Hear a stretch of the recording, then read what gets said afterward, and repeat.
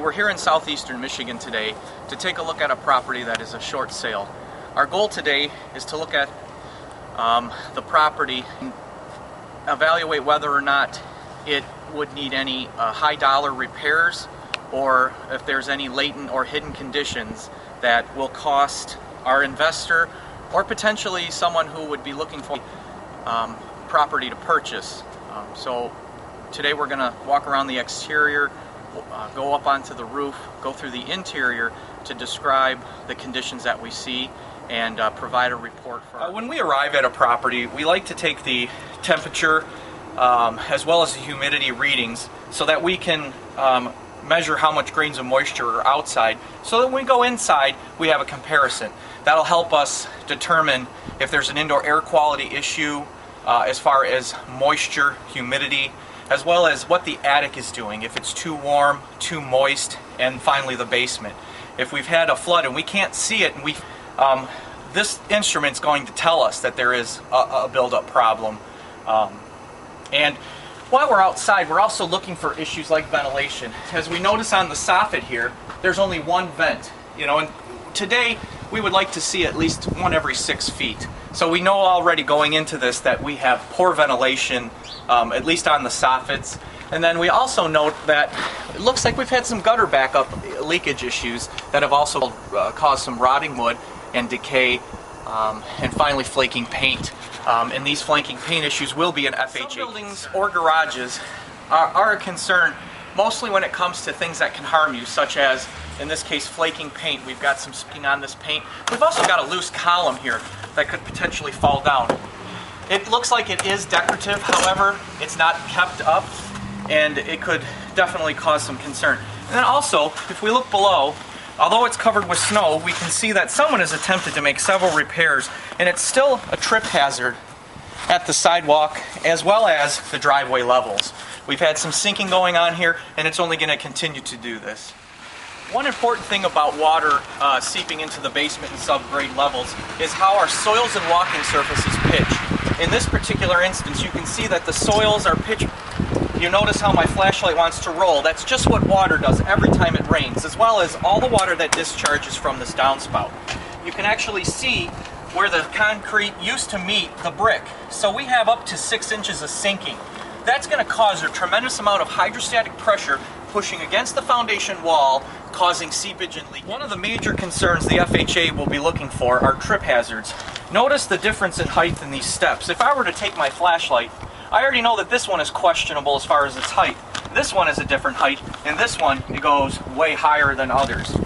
It's obvious that this is a trip hazard because each stair is indifferent, and in this case there's advanced deterioration to the staircase, and that will need a repair, perhaps even a new approach and sidewalk, coupled with the sinking concrete. We know we're going to have a pretty expensive repair here, not only for the function, but for safety. When I arrived to take a look at this AC condenser on the exterior, I noticed that the motor is currently running. There is an untold amount of damage being done to this unit as we speak. This is why we winterize and shut off the units in the winter months. There are oils and gases inside of this unit that when freezing are gelatinous and thick. So right now, this thing is just asking to be short. One thing that we notice from doing an exterior walkthrough or walking on the roof is that the chimney does not have a liner. So that's telling me already that, one, we either have an improper furnace put in, or two, it's the original furnace. If we look at our neighbor's home, we notice that they have a liner.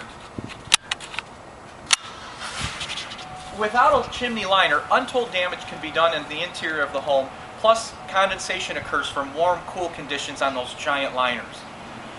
So that's something we want to look for. Some of the major interior costs come in bathrooms. This being a more mature bathroom, it seemed that a handyman or the homeowner elected to cover up that unsightly pink tile with a cementatious paper-backed material that is now rotting away.